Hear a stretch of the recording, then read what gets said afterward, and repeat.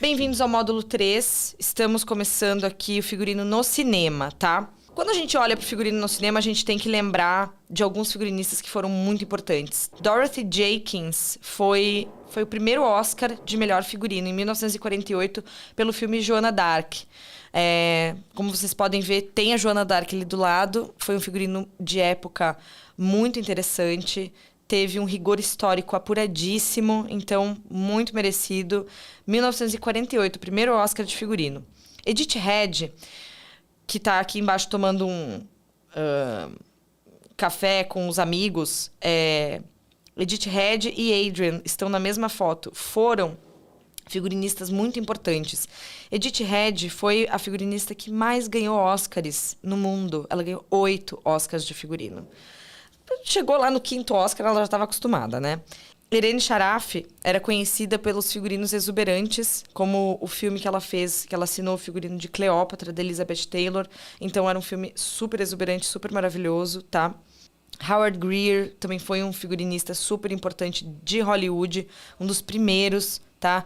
Com a Pola Negri no set de The Spanish Dancer em 1923. Então, Hollywood começou a pensar em figurino muito antes do que a gente aqui no Brasil. Aqui a gente vê também, só por curiosidade, pintoras de tecido para o figurino de Marie Antoinette, do figurinista Adrien. O primeiro Marie Antoinette, não o Marie Antoinette que a gente conhece, mais recente, da Sofia Coppola, né?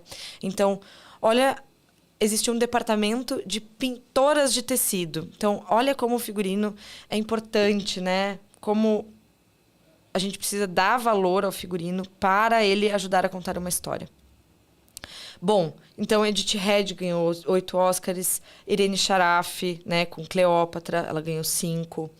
Dorothy Jenkins ganhou 3, Cecil Beaton ganhou 2, e assim vai.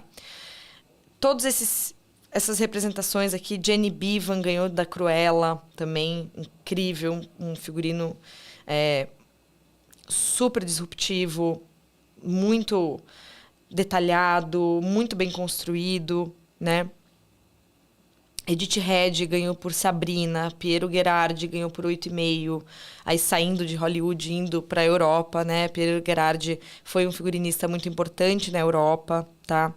E a gente tem os figurinistas mais atuais, né? Um pouco mais atuais do que esses que eu estava falando agora, que é Milena Canonero, ganhou 4 Oscars, ela é uma figurinista muito importante, trabalhou muitos anos com Stanley Kubrick, com Wes Anderson, ela tem um rigor estético muito incrível, então por isso que eu acho que ela, né, foi uma figurinista importante para trabalhar com Wes Anderson, pelo rigor estético das obras dele. A gente tem a Deborah Scott, que teve um figurino muito importante, que todo mundo conhece, né? O Titanic, né?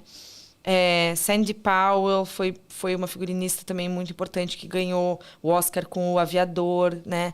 2 figurinistas com rigor histórico muito apurado, muito importante.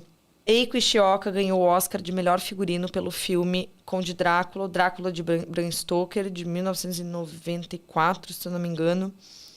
E é um figurino muito bem construído. Nessa imagem que vocês estão vendo, é o Drácula com uma veste que ela se inspirou na obra O Beijo, de Klimt. Então, a gente se inspira, a gente não precisa se inspirar só em pessoas vivas, em rigor histórico, a gente pode se inspirar em obras de arte. Isso dá uma importância para o figurino incrível, dá uma vida para o figurino, né? Ruth E. Carter foi muito importante pela obra dela em Pantera Negra. Ela foi a primeira mulher negra a ganhar o Oscar, tá? Muito incrível. Colleen Atwood foi muito importante por Memórias de uma Geisha. Ali a gente não tem apenas o rigor histórico. Ela foi muito importante para o desenvolvimento não só da história da geisha, mas o rigor cultural que ela teve para trazer esses personagens à vida foi muito importante e muito respeitoso, tá? Anne Roth foi é uma figurinista incrível também, que trouxe à vida essa personagem de Ma Rainey, também ganhou o Oscar. Ela também teve um rigor histórico fenomenal e trouxe e trouxe à vida uma personagem disruptiva, importante na época dela, né? Então temos aí algumas figurinistas que fazem parte da história do figurino mundial e que foram muito importantes para ajudar a contar o roteiro, para amarrar esses personagens de uma forma muito mestra. Então, e aí além de cinema, né, falando sobre todas as possibilidades de trabalhar com figurino e figurinos importantes, a gente também tem TV, né? Séries de TV e tudo, não só cinema. Então a gente tem aí algumas fotos de figurinos importantes, né? Renomados e figurinistas, né? Eric Deman foi o responsável pelos figurinos de Gossip Girl. Assim, todo mundo conhece os figurinos de Gossip Girl, né? Foi uma coisa que marcou muito a minha geração, né? E a próxima também. Então, a gente tem a moda a favor, a gente tem uma diferença muito grande entre figurino e moda, que a gente já falou sobre o que é, mas a moda ela anda muito junto com o figurino e vice-versa. Porque a gente precisa dela, das marcas parceiras, da moda, das tendências, para a gente ajudar a construir alguns personagens que são, por exemplo, né, pessoas modernas. A gente precisa disso para criar esses personagens. Então, isso aconteceu em Gossip Girl, isso aconteceu, né, no Sex and the City. A Patricia Field é uma figurinista super renomada, que ajudou a criar essas 4 personalidades. Eu acho muito interessante quando a gente olha para cada uma delas, né? A gente tá junto olhando para cada uma delas aqui, percebe? A Charlotte, que é a mais da ponta, ela tá inteira de branco. E ela tem um figurino mais prep, tem um figurino mais... que transmite essa personalidade dela de ser uma dona de casa, que é uma pessoa super romântica, acredita no amor, na família. Então, ela tem figurinos claros, mais comportados, com signos super femininos, né? A Carrie, né, ela tá do lado dela. A Carrie tá com uma gravata, uma blusa rosa, um coletinho. Ela é das 4 esse ícone fashion, né? Ela é moderna, ela é fresh, ela tem um trabalho que fala sobre moda e tudo. Então, ela é super, né? Esse ícone fashion de todas elas. Ela é a que mais vai ousar, né? A Patricia vai ousar nos figurinos dela mais. Já do lado da Sarah Jessica Parker, a gente tem a Miranda Robbs, né? Que é a personagem Miranda, que ela já é uma personagem mais séria. Ela é uma advogada bem-sucedida, então ela transmite isso no figurino. Cores sóbrias, pouco decote, até que ela tá com bastante decote nesse figurino específico, mas ela tem um comprimento de saia mais comportado, ela usa muito, muito terno, muito ombro. Então, o que quer demonstrar esse figurino?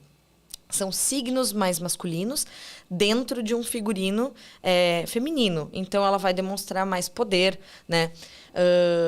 Através desses signos masculinos. O uso do terno, o uso de ombros mais marcados, o uso de cores mais sóbrias, enfim.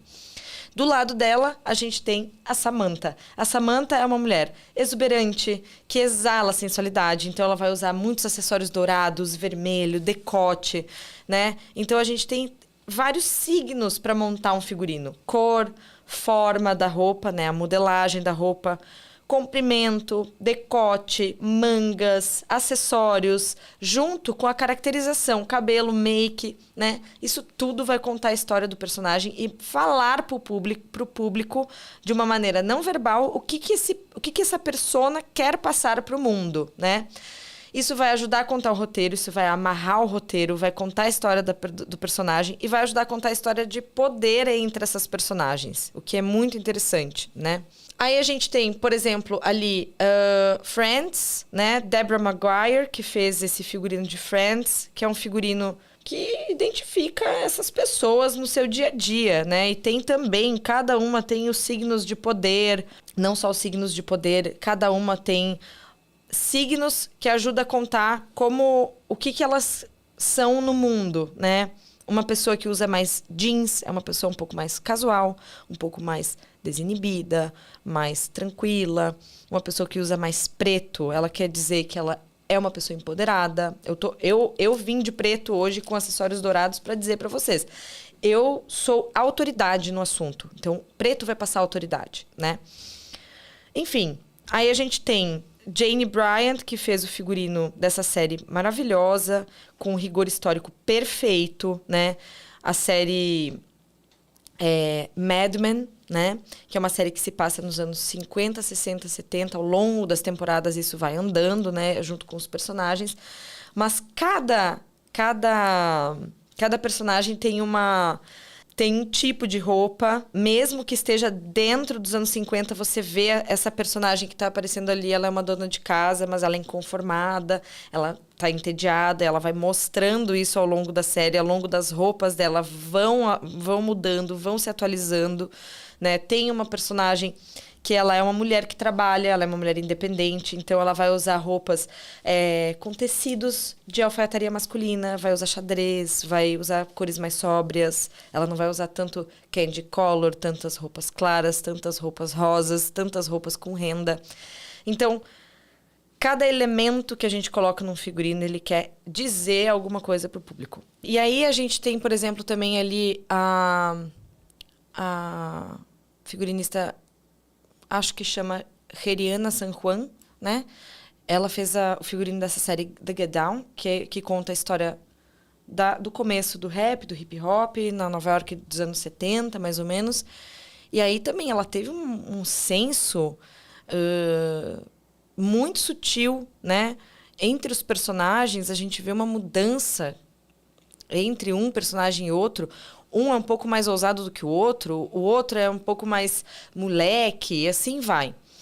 E aqui ela teve uma pesquisa muito aprofundada, né, da Nova York nos anos 70, desses grupos de música, de rap nos anos 70, precisou-se ter uma pesquisa muito aprofundada para ela desenvolver um figurino com um rigor histórico importante. Isso é muito importante a gente ter, né?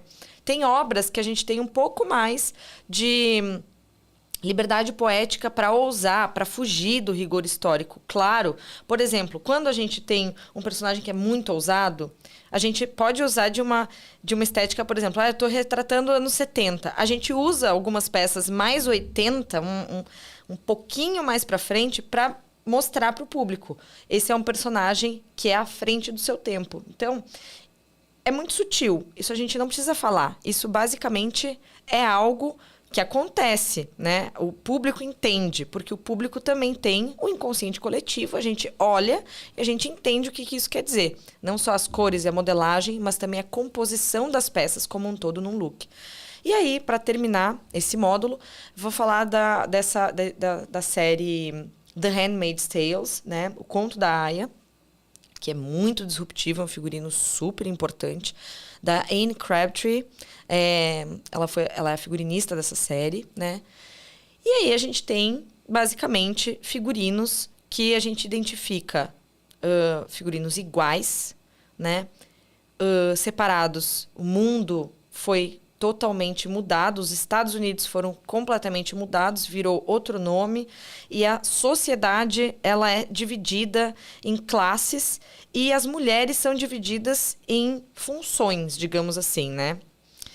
E a gente tem as aias, né, que elas são identificadas pela cor vermelha, e a gente tem as esposas, que é esposas de comandantes de alta sociedade, que elas são identificadas pela cor um azul petróleo. Então, olha como as cores são importantes, né, no desenvolvimento de um figurino. A gente tem os trabalhadores de classes mais baixas, que eles são identificados pela cor cinza, e assim vai. E aí a gente tem essa peça, né, que ela usa para não falar. Então, é um figurino muito icônico e muito difícil de fazer, né? Eu imagino o que a gente olha aqui, né?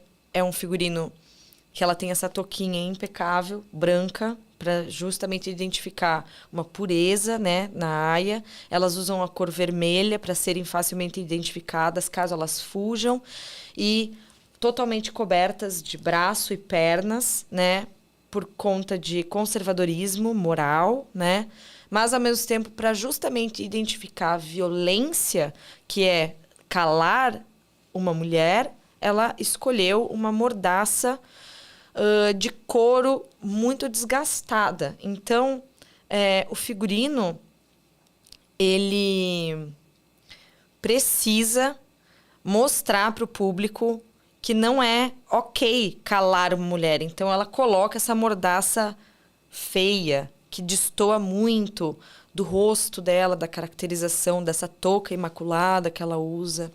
E é muito interessante a gente usar desses artifícios no figurino, na direção de arte, para ajudar a contar uma história. E é isso, gente. Fim desse módulo 3. Fica junto comigo que o módulo 4 inicia já já.